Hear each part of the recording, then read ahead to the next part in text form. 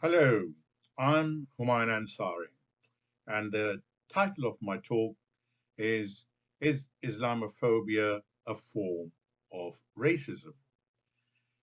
In the aftermath of the very recent obscene murder of French teacher Sam Paty by Anzarov, a teenager of Chechen origin, Islam and Muslims have once again been propelled into the spotlight. The backlash has been immediate.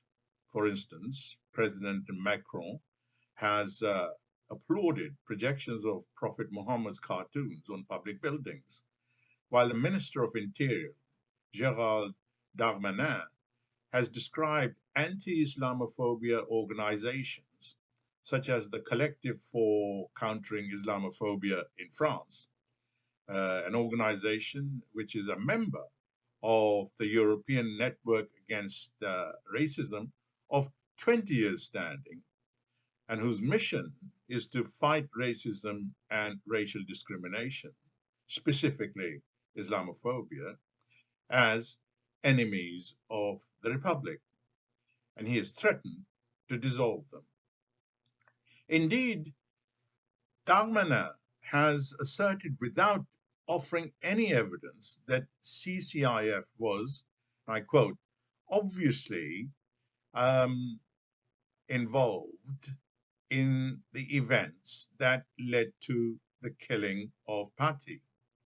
Such interventions have fueled further tensions and stoked Islamophobia. Last week, two Muslim women near the Eiffel Tower were stabbed by white female assailants who proceeded to hurl racist slurs and attempted to rip off their headscarves. Inevitably, Macron's rhetoric has sparked international responses. President Erdogan of Turkey has suggested that Macron needed a so called mental treatment. Other Muslim heads of state have called for boycotting of French goods, and scholars at Egypt's prestigious Sunni Islamic institution, Al Azhar, have denounced Macron's remarks on Islamist separatism as racist and spreading hate speech. Here is further evidence that the targeting of Muslims in Western countries is rising, increasing threats to their civil liberties in the name of security measures raise serious questions about levels of prejudice, intolerance, and discrimination experienced by members of Muslim communities across Europe. Indeed, the fact that the term Islamophobia has become part of the public discourse, whether people agree or disagree with it, reflects this current situation. In 2011, Lady Sayyida Warsi, at the time the Conservative Party chairman, proclaimed that Islamophobia had passed the dinner table test and become socially acceptable in Britain. As I've sought to demonstrate in my research, the mainstreaming of Islamophobia in the West continues unabated.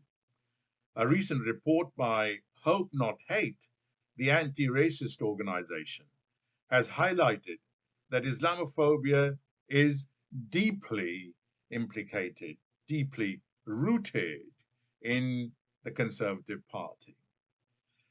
But what I would like to emphasize today is that Islamophobia, in the form of anti Muslim hostility, is nothing new. Rather, if we delve back into our collective past, what we find is that such sentiment is deeply embedded in our history, both distant and more recent. Indeed, it could be argued that current negative attitudes rest on foundations that have been laid down over centuries of interaction between Muslims and the West. When we survey the history of their encounters, what we witness is that for hundreds of years, Europeans have tended to view Muslims as a dangerous threat and a challenge to Christendom, away from the so-called Muslim world, fantastic images were conjured. Islam was condemned as a heresy. The Prophet was maligned as a sorcerer and a debauch for whom sexual ecstasy was the most coveted of paradise's rewards. Accusations against Islam and Muhammad during the medieval period continued throughout the Renaissance and the Reformation into the 18th century to shape Christian European imaginaries.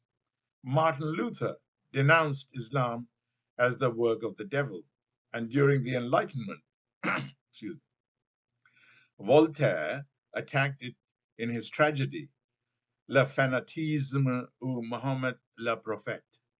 Then, in the 19th century, as imperial expansion and sense of civilizational superiority gathered pace, together with old Christian prejudices, fresh ways of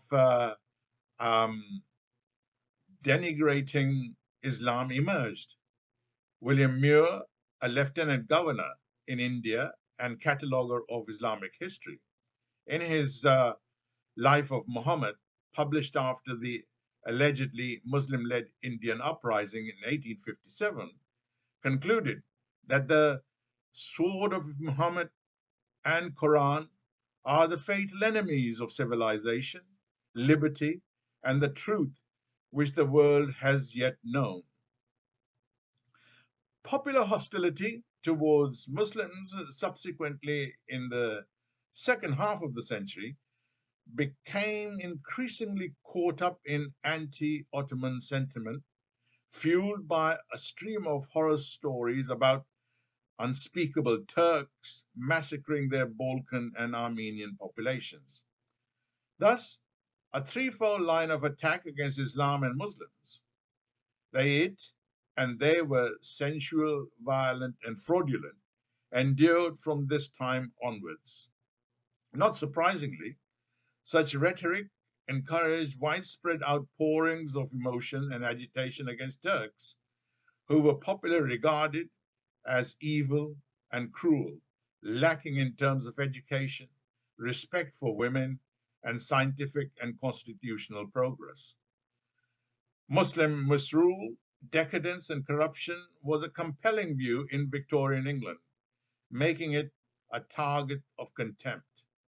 Gladstone, 4 times Liberal British Prime Minister, in one public speech, for instance, asserted that for as long as there were followers of that accursed book, in other words, the Quran, Europe would know no peace.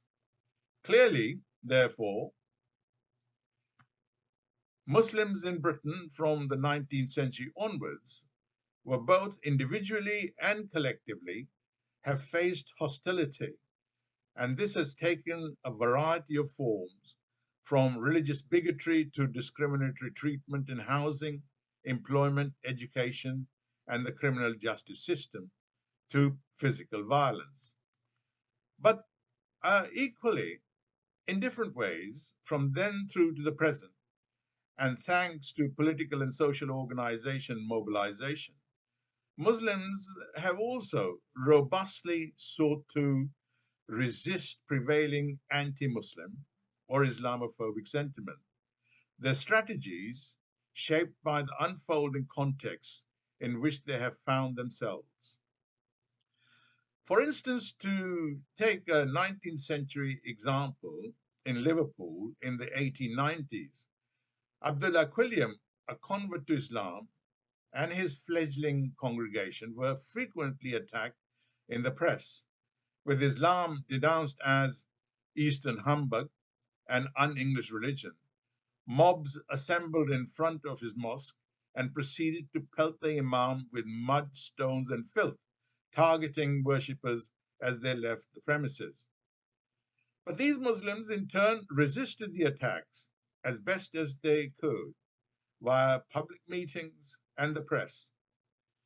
In October 1890, the community successfully protested against the opening of the play Muhammad by Hall Caine. a well-known author and playwright, on the grounds of its perceived mockery of the Prophet.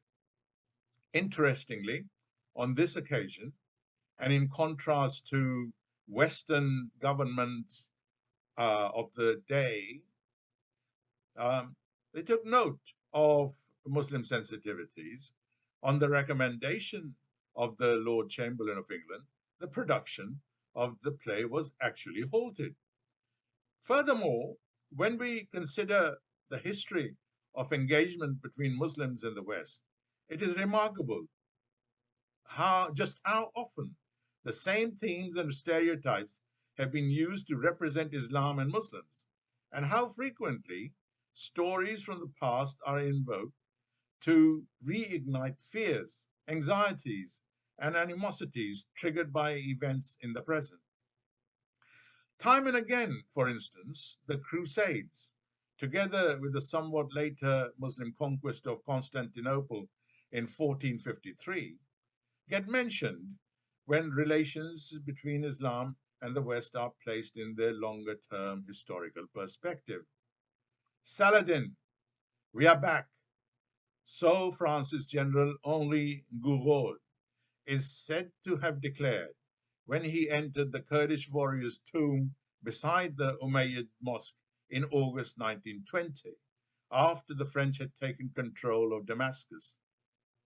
It marked the end, Gouraud believed, of an episode that had begun as far back rather, as November 1095, when Pope Urban II had urged his audience to undertake a just war or crusade against Muslims. After the First World War, with Ottoman Turkey defeated, Prime Minister Lloyd George triumphantly proclaimed this victory as the, and I quote him, British Crusade, a great civilizing duty, a mission which Providence had assigned our race.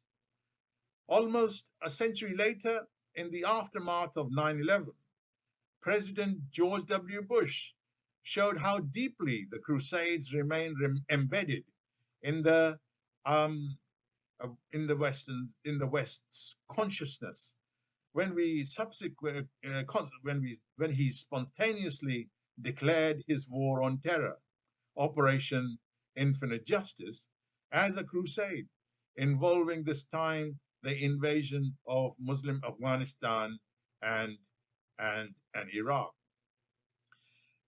But some may well ask, can we really define the prejudices and anti-Muslim antagonisms circulating in the pre-20th century Western world as Islamophobia? I would argue, in response to such a question, that while Islamophobia may have an historical legacy, its nature and products are first and foremost shaped by contemporary national, geographical, and cultural contexts. Islamophobia may thus appropriate and repeat certain images and tropes from earlier periods of interaction, even to the point when they assume a trans-historical flavor. But as Edward Said stated, that does not mean that it is the same phenomenon. I would certainly caution against blindly employing Islamophobia to refer to all historical and paradigmatic anti-Muslim Islamic social and cultural phenomena as constant and ever present, endemic in Western cultures, functioning cyclically, sometimes dormant, at others ignited by events such as 9/11 and 7/7, reaching new peaks.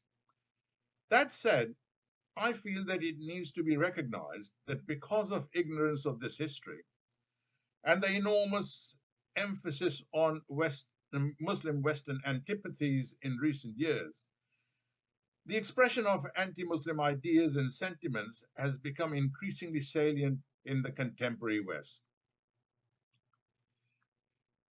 The combined effect of their manifestations in speeches and cartoons both highlights and reinforces existing negative stereotypes of Muslims.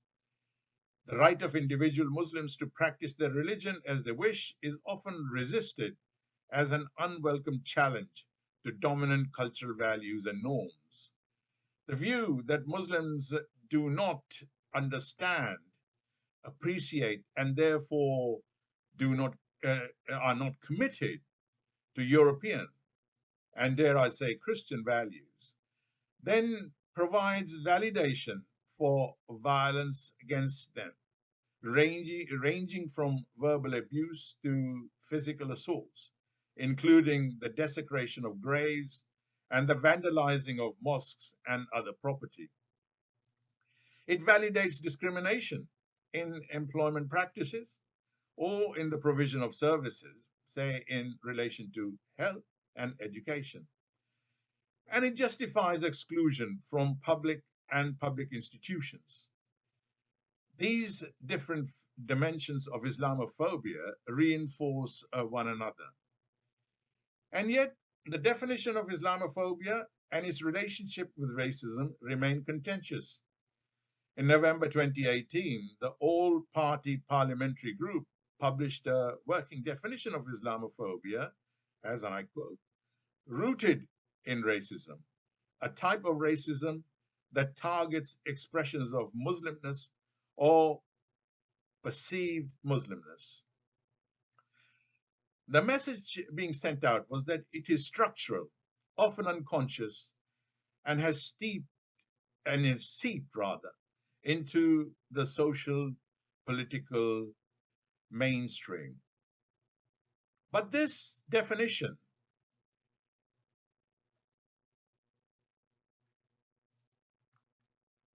with its clear links to racism, was peremptorily rejected by the British government. In the argument over whether Islamophobia counts as racism, the first order of debate is whether religious hatred and discrimination is necessarily racial. That is, if religion is not innate, is it possible for it to be embodied as a phenotypic or biological expression? But then it has been argued that race itself cannot be essentialized either. It too is a social construct. Races were not discovered as the different species, but in fact created in a certain period of history on the basis of pseudoscience so as to justify human hierarchy as it was then unfolding politically.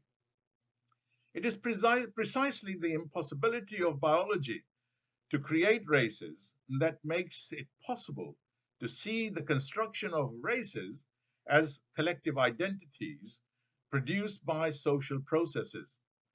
And so scholars of racism have moved to the understanding that racism is not predicated on the existence of race as understood in primarily biological terms, but rather that race needs to be seen as the product of the process of racialization, a mix of elements including histories, cultures, geographies, and bodies articulated to forge the idea of race and racism. Indeed, if we define racism as the assignment of people to an inferior category and the determination of their social, economic, civic, and human understanding on that basis, then Islamophobia ought to be construed as a form of contemporary racism that specifically targets Muslims. For though Muslim communities are ethnically and racially diverse, they are categorized in ways that have, to all intents and purposes, transformed their religious identity into a racialized group. This form of racial amalgamation is not constructed on underlying skin color similarities, but on their common religious adherents. So instead of being trapped in theorizing about whether Islamophobia is or is not a form of racism, perhaps it could be more fruitful to look at how the concept is deployed. After all, it gets used in common parlance as a way of describing all acts of rejection, discrimination, or violence against institutions or individuals, thanks to their real or perceived belonging to the Muslim faith. Hence, the figure of the Muslim becomes racialized through social and cultural signifiers across national, racial, and ethnic boundaries, and race and religion commingle. Islamophobia thus manifests in a variety of forms. There is stigmatization, fear, suspicion, and violent targeting of Muslims by individuals or private actors. This animus is generally carried forward by state and non-state actors, use of religions or racial slurs, mass protests or rallies of violence against Muslim subjects, religiously and racially motivated hate crimes um, against Muslims follow these attacks. Racist groups such as the British National Party and the English Defence League promulgate hate speech and seek to incite violence against Muslims, demeaning stereotypes of Muslims, um, gives people permission to be discriminatory towards them and demoralizes Muslims themselves. Arguably, the most far-reaching form of Islamophobia is structural, discriminatory practices on the part of institutions, most notably government agencies, that manifest through the enactment and advancement of policies and laws built upon the presumption that Muslim identity is associated with a national security threat.